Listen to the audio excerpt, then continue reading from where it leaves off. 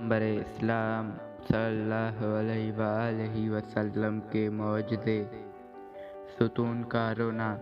مسجد نبوی میں پہلے ممبر نہ تھا۔ مسجد میں خرمے کے تنے کا ایک ستون تھا۔ آپ صلی اللہ علیہ وآلہ وسلم اس سے ٹیک لگا کر خطبہ دیا کرتے تھے۔ ممبر تیار ہوا تو آپ صلی اللہ علیہ وآلہ وسلم نے اس ممبر پر کھڑے ہو کر جمعہ کا خطبہ دینا شروع کیا تو دفعتاً اس ستون سے بچوں کی طرح رونے کی آواز آنے لگی۔ بعض روایتوں میں ہے کہ اونٹنیوں کی طرح بلبلانے کی آواز آئی۔ حضور صلی اللہ علیہ وآلہ وسلم ممبر سے اتر کر آئے اور ستون پر تسکین کے لیے ہاتھ پھیرا اور اس کو سینہ سے لگایا تو آواز بند ہو گئی۔ صحیح بخاری۔ درختوں اور پہاڑوں سے سلام کی آواز۔ حضرت علی فرماتے ہیں کہ ایک دن میں حضور صلی اللہ علیہ وآلہ وسلم کے ساتھ مکہ میں ایک طرف کو نکلا تو میں نے دیکھا کہ جو پہاڑ اور درخت بھی سامنے آتا اس سے السلام یا رسول اللہ کی آواز آتی۔ ترمذی۔ چٹان کا پارا پارا ہو جانا۔ غزوہ خندق میں صحابہ کرام خندق کھود رہے تھے۔ اتفاق سے ایک جگہ ایک بہت سخت چٹان نکل آئی۔ اسے توڑنے کی بہت کوششیں کی گئیں مگر وہ نہ ٹوٹی۔ کدالیں اس پر پڑ پڑ کر چٹ جاتی تھیں۔ آخر لوگوں نے حضور صلی اللہ علیہ وآلہ وسلم کی خدمت میں آ کر صورتحال عرض کی۔ آپ صلی اللہ علیہ وآلہ وسلم اٹھ کر خود تشریف لائے اور کدال ہاتھ میں لے کر ایسی ضرب لگائی کہ وہ چٹان چور چور ہو گئی۔ صحیح بخاری۔ تلوار کے زخم کا اچھا ہونا۔ غزوہ خیبر میں حضرت سلمہ بن اکوع کو ٹانگ میں تلوار کا زخم لگ گیا۔ وہ حضور صلی اللہ علیہ وآلہ وسلم کے پاس آئے۔ آپ صلی اللہ علیہ وآلہ وسلم نے اس پر 3 مرتبہ دم کر دیا۔ پھر انہیں کوئی شکایت محسوس نہیں ہوئی، صرف نشان رہ گیا تھا۔ بخاری۔ گونگے کا بولنا۔ حجۃ الوداع میں آپ صلی اللہ علیہ وآلہ وسلم کی خدمت میں ایک عورت اپنے بچے کو لے کر حاضر ہوئی اور عرض کیا کہ یہ بولتا نہیں۔ آپ صلی اللہ علیہ وآلہ وسلم نے پانی منگوایا، ہاتھ دھویا، کلی کی اور فرمایا کہ یہ پانی اس کو پلا دو اور کچھ اس کے اوپر چھڑک دو۔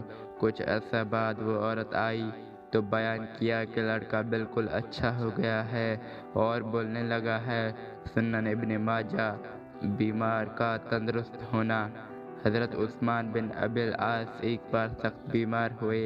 حضور صلی اللہ علیہ وآلہ وسلم ان کی عیادت کو تشریف لے گئے تو فرمایا یہ دعا 7 مرتبہ پڑھو اور ہاتھ بدن پر پھیرو۔ حضرت عثمان رضی اللہ تعالیٰ عنہ کہتے تھے کہ میں نے ایسا کیا تو اللہ تعالیٰ نے میری بیماری دور کر دی۔ حضرت عثمان بن ابی العاص اور میں اپنے عزیزوں اور دوستوں کو بھی یہ دعا بتایا کرتے تھے۔ ترمذی۔ حضرت سعد بن وقاص کی شفا یابی۔ حضرت سعد بن وقاص کہتے ہیں کہ میں حضور صلی اللہ علیہ وآلہ وسلم کے ساتھ مکہ گیا۔ وہاں جا کر سخت بیمار پڑ گیا، یہاں تک کہ وصیت کی تیاری کی۔ آپ صلی اللہ علیہ وآلہ وسلم عیادت کو تشریف لائے تو عرض کی یا رسول اللہ، میں اس سرزمین میں مرتا ہوں جس سے ہجرت کی تھی۔ آپ صلی اللہ علیہ وآلہ وسلم نے فرمایا نہیں، انشاءاللہ۔ پھر دعا فرمائی کہ الہی سعد کو شفا دے، سعد کو شفا دے، سعد کو شفا دے۔ حضور صلی اللہ علیہ وآلہ وسلم کی دعا سے سعد کو شفا ہوئی۔ حضور صلی اللہ علیہ وآلہ وسلم کی وصال کے بعد 14-15 برس تک زندہ رہے۔ مسلم۔ اندھیرے میں روشنی ہونا۔ حضرت انس کہتے ہیں کہ 2 صحابی حضور صلی اللہ علیہ وآلہ وسلم کی خدمت میں رات کو دیر تک حاضر رہے۔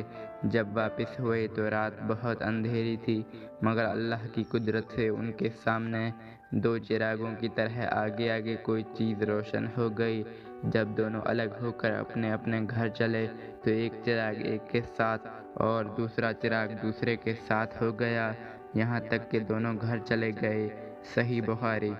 حضرت علی کی آنکھوں کا اچھا ہو جانا۔ غزوہ خیبر میں جب آپ صلی اللہ علیہ وآلہ وسلم نے علم عطا فرمانے کے لیے حضرت علی بن ابی طالب کو طلب فرمایا تو معلوم ہوا کہ انہیں آشوب چشم کی تکلیف ہے۔ آپ صلی اللہ علیہ وآلہ وسلم نے حضرت علی رضی اللہ عنہ کی آنکھوں میں اپنا لعاب دہن ملا دیا اور دم کر دیا۔ حضرت علی کی آنکھیں اسی وقت ٹھیک ہو گئیں۔ ایسا معلوم ہوتا تھا کہ ان کی آنکھوں میں کبھی درد تھا ہی نہیں۔ بخاری۔